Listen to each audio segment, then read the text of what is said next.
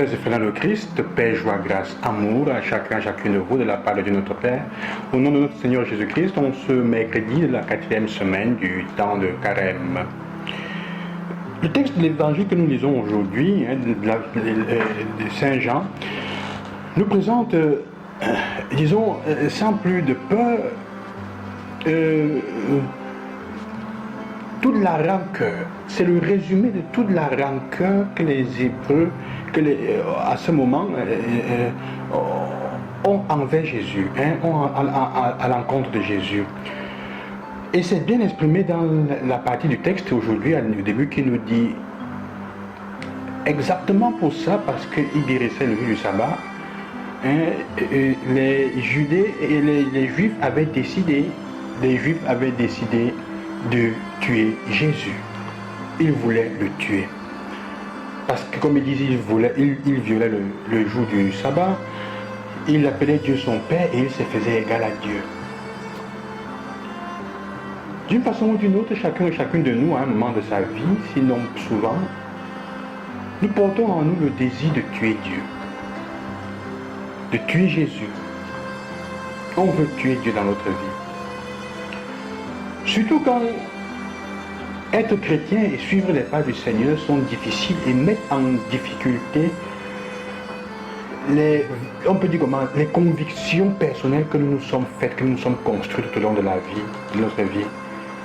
Et que quand Jésus entre dans notre vie, il remet en question. Alors nous développons beaucoup de subterfuges, de manières et même de raisons ou de prétextes pour tuer Dieu, pour éliminer Dieu. Ce n'est pas pour rien que le philosophe Nietzsche a écrit sa fameuse œuvre « Dieu est mort ». Dieu est mort. Ce n'est pas qu'il a tué Dieu, mais c'est que justement il raconte de comment l'absence de fidélité et de joie, de témoignage positif des chrétiens est le signe que Dieu est mort. On a beaucoup de façons de tuer Dieu dans notre vie. Le fait même que nous ne soyons pas fidèles, le fait même que nous ne nous efforçons pas de témoigner de l'amour de Dieu aux autres est une façon d'éliminer Dieu dans notre vie, de le tuer. Alors je voulais simplement terminer avec aujourd'hui avec cette dimension de faire attention, de regarder quelles sont les manières avec lesquelles nous éliminons Dieu de notre vie. Comment est-ce que nous tuons Dieu dans notre quotidien, dans notre vie? Quels sont les moments de notre vie où nous avons tué Dieu dans notre vie, où on l'a chassé, on l'a éliminé? Parce que peut-être qu'il nous mettait un peu en difficulté, sa parole nous mettait en difficulté. Tu as envie de faire quelque chose de mauvais, mais ta conscience est là en train de te dire, tu ne peux pas, parce que l'évangile, la parole de Dieu dit de ne pas faire ça, tu ne peux pas, comme chrétien. Et alors on trouve le moyen de se justifier en éliminant ça. On tue Dieu dans notre vie.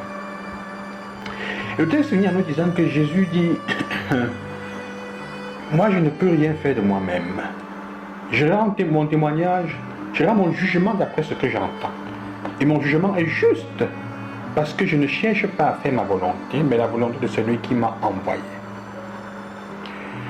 Jésus nous donne la clé pour comprendre quand est-ce que notre jugement sur les autres ou sur les situations peut être juste. C'est l'unique chose.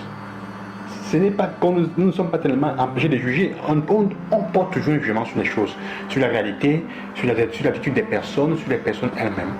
Mais quand est-ce que ton jugement est juste? Il dit pas parce que je veux faire ma volonté.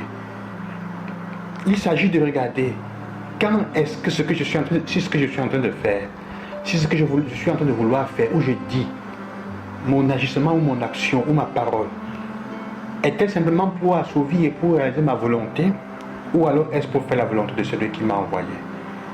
On peut se demander, et quelle est la volonté de celui qui a envoyé Jésus? Quelle est la volonté du Père? Ma volonté, c'est de s'aimer. La volonté de Dieu, c'est que nous soyons heureux, c'est que nous aimions les uns les autres, c'est que nous continuions à propager son amour. Alors si ton jugement manifeste est le témoignage, et fait la volonté de Dieu qui est exprimer l'amour de Dieu pour l'humanité, alors tu es une personne juste. Fais ce que Dieu c'est pourquoi il t'a envoyé.